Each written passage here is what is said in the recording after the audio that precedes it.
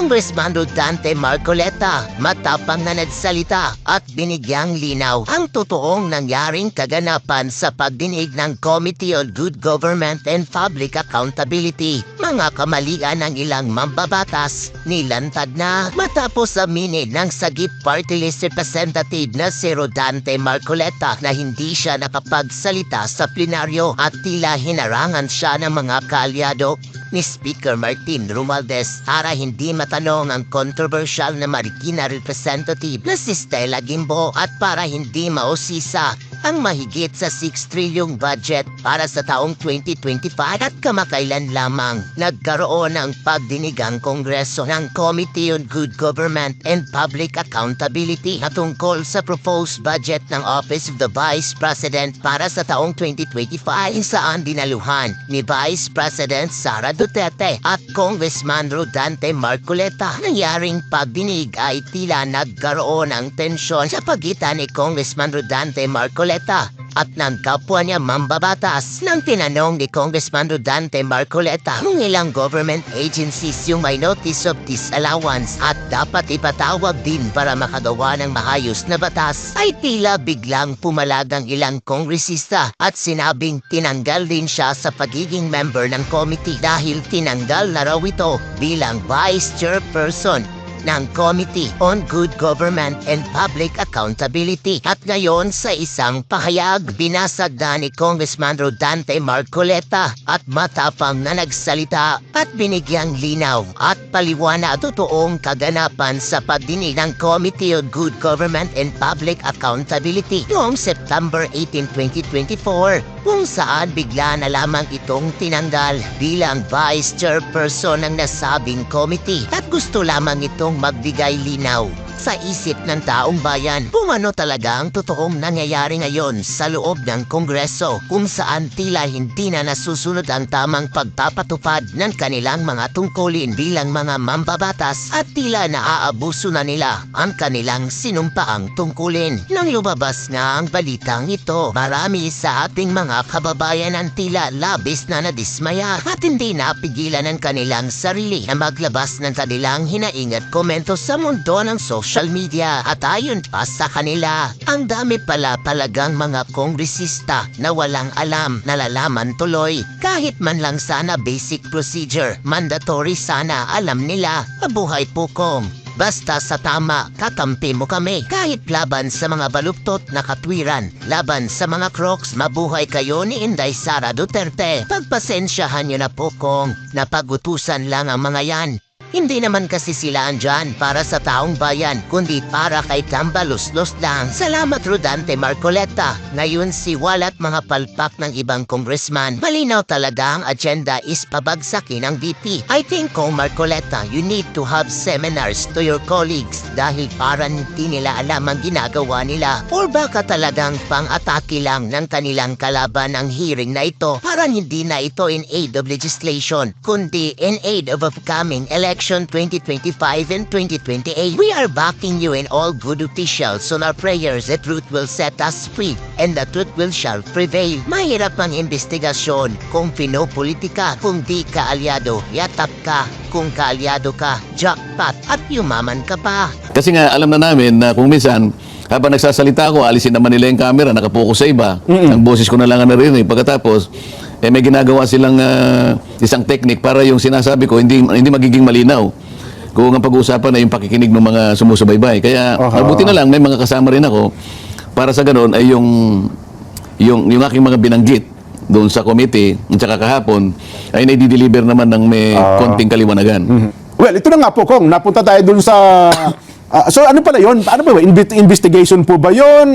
Sinabi in nila, aid of legislation? Sinabi nila, investigation in aid of legislation. Okay. Ngayon, dahil nahuli ako, sabi ko, teka muna, Mr. Chair, pwede po ba akong magtanong? Opo. Dito po kasi sa tuntunin ng ating committee, sabi kong ganyan, sa section 2, sinasabi, bago tayo magsimula, dapat mayroong preliminary determination na itong pinag-uusapan natin, ito nga yung privilege speech, principally and directly related to misfeasance, non-feasance, and malfeasance. Okay, opo.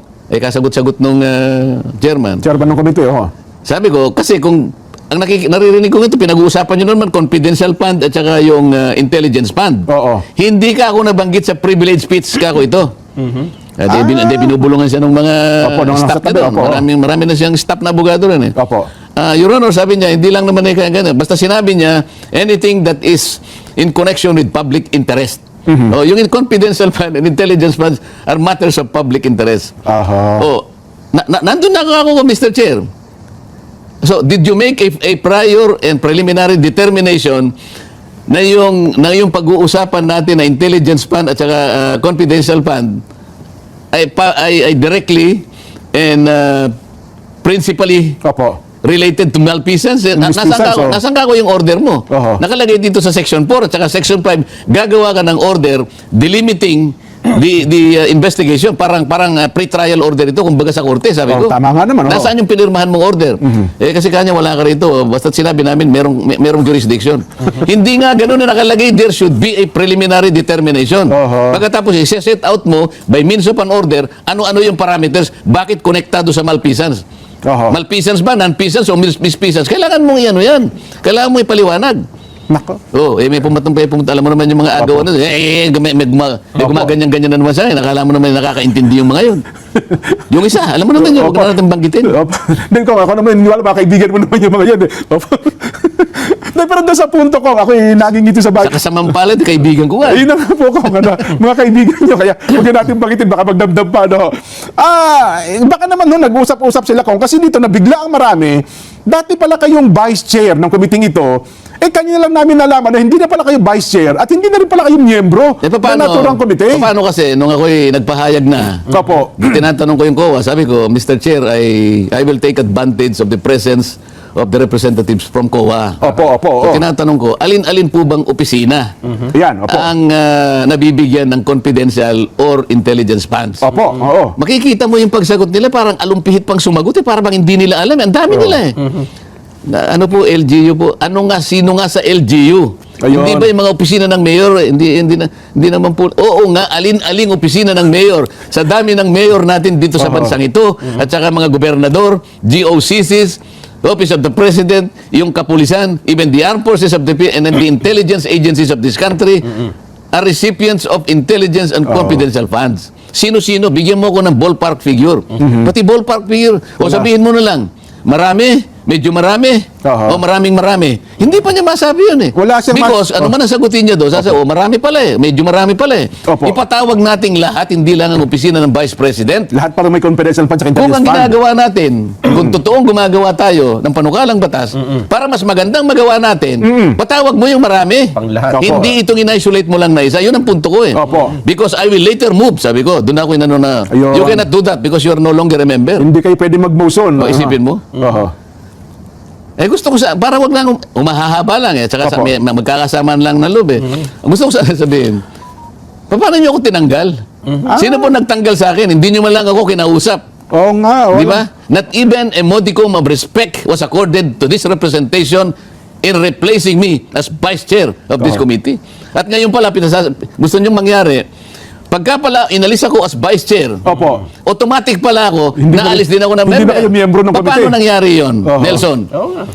When Senior Deputy Speaker Gloria Macapagal Arroyo was removed from her office, she was still Deputy Speaker. Nawala lang yung Senior Deputy. Pagiging senior deputy speaker. O Opo. di sana, Oho. nung tinanggal siya as Senior Deputy Speaker, natanggal na rin siya pagiging Deputy Speaker. Oo nga, hindi na sila. Anong dito? Oho. Nasaan ang logic dito? Pero hindi masakit ang loob ko dyan, Opo. Sinasabi ko lang para maintindihan ng kababayan natin kung anong nangyayari sa amin ngayon. Ayun. Di ba? So ito yung tradisyon pala Kailangan maging bukas sa kaalaman nila.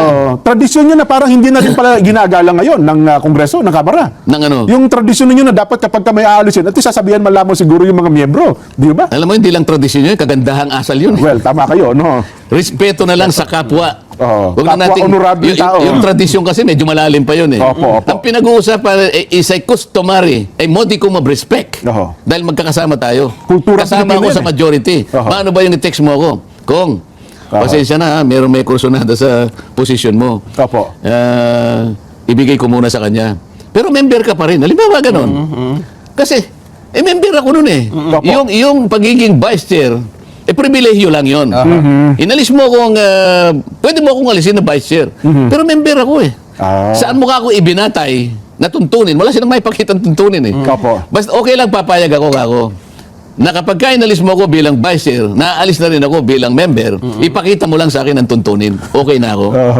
Mukhang namroblema Diba? si Kong Joel Chua kasi first term congressman ito eh. Ay, wala naman akong problema Oo. sa kanila. Kung sagutin nila o hindi lang sagutin, ako, wala akong problema dyan. Naku. Pero ang nakalimutan ko lang, dahil sa pagmamadali ko kasi, Jen, Opo. una, anong pangalan nung congressman na nag-deliver ng privilege? Congressman na Roland Bariliano po, ng Oo. Manila. Opo. Ang mali doon, yun ba ay nayopay to? Hindi. Parang third termer na po ba tao, second termer na congressman ng Manila. Oh, sa mga tweet, marami nagkamali doon eh.